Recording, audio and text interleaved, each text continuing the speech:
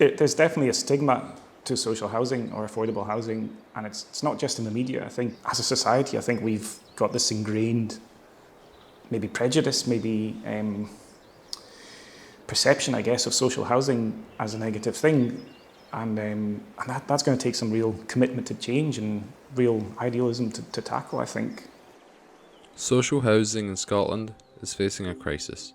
Now, more than ever, we are becoming increasingly aware of the systematic issues that social tenants are facing.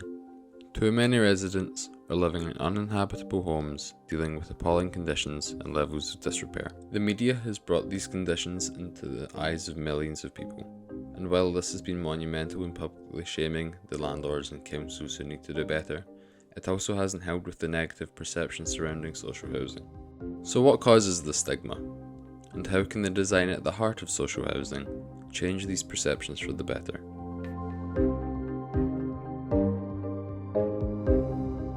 I think a lot of it has to do with the grouping of social housing in, as you call them, schemes or zones or areas.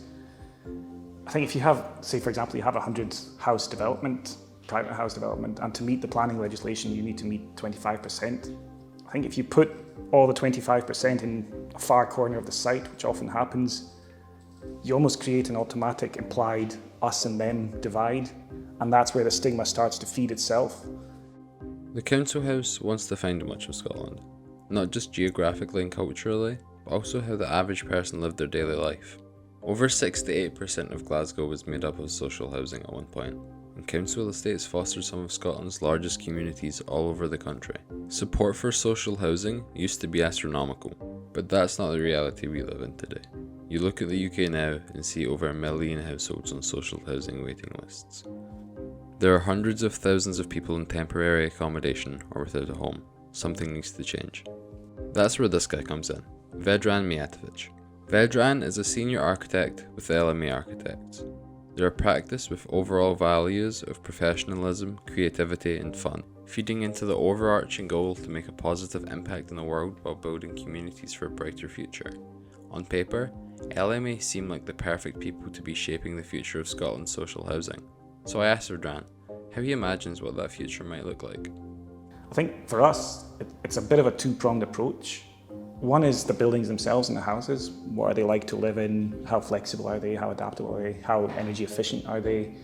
And looking at them and making sure we keep improving them and keeping them within the affordability caps and budgets. And then the other side of that is, what kind of places do they create? How do they interact with communities? What are they like to live in as places? Do they have enough open space? Do they have enough amenities? But I think the new housing developments that are happening should all have that consistent approach to both improving the buildings and improving the places, and possibly trying to break them into smaller developments closer to town centres, closer to places where they can have access to the same amenities and not be schemes out with it. Vedran and the LMA team have put their guiding principles and wider goals into designing what might just be one of the first steps towards creating a bright future for Scotland's social housing, Hubbard Court. And yes, despite its modern appearance, Hubbard Court is a block of council-run affordable homes. It's located here, in Prestwick, a seaside town on the west coast of Scotland, and the building occupies an important site within the community. It replaced this, the old Prestwick police station. It was a building the locals were nostalgic for. That's why, during the design process, the decision was made to respect the building that came before. When you put them side by side, it becomes clear that Hubbard Court is full of nods to the old police station. From the materials to the massing and scale, it maintains the historic pattern that's become so beloved by the whole community. I think what's been more important for us is the way it integrates into the community. Really, the building is designed and built to integrate into a busy street in the community. Hubbard Court sits here, right in the middle of the Prestwick High Street.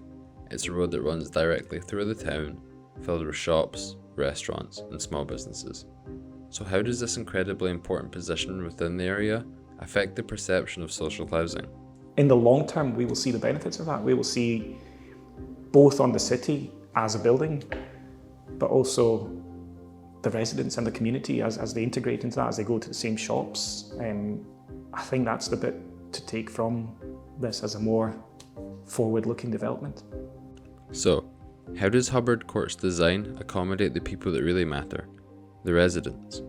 The T-shaped form of Hubbard Court allows there to be enclosed pockets of space, where residents have their own garden and private car parking. This form, as well as the overall orientation of the building, allows for much needed privacy from the busy high street and late night taxi ranks. Another benefit of the T-shaped arrangement of Hubbard Court is that all 11 flats are accessed off of one central circulation core and lift, which makes it adaptable and flexible for a variety of residents. When paired with design considerations like lower worktops, wider doorways, and spacious hallways, the building becomes an example of social housing that's future-proofed for a variety of different user situations, and puts the users above anything else without cutting any corners. I walked past and the building was fully occupied, curtains were up, plants were in the windows, Christmas decorations were up, and it was 2 nights before Christmas Eve. And I remember that feeling that really kind of drove home for me, saying these are people's homes, that's them in. You know, a year-long site construction was suddenly occupied. And that's one that will stick with me. That's one that I'll take with me onto the next ones whenever we're doing drawings and things, going, right, jump forward, jump to that image of people moving in a couple of days before Christmas and, you know, having homes. Created by a designer who really cares for the people living there, creating a space where communities integrate, stigmas are broken down, and people are put first, Hubbard Court truly cements itself as housing for the future.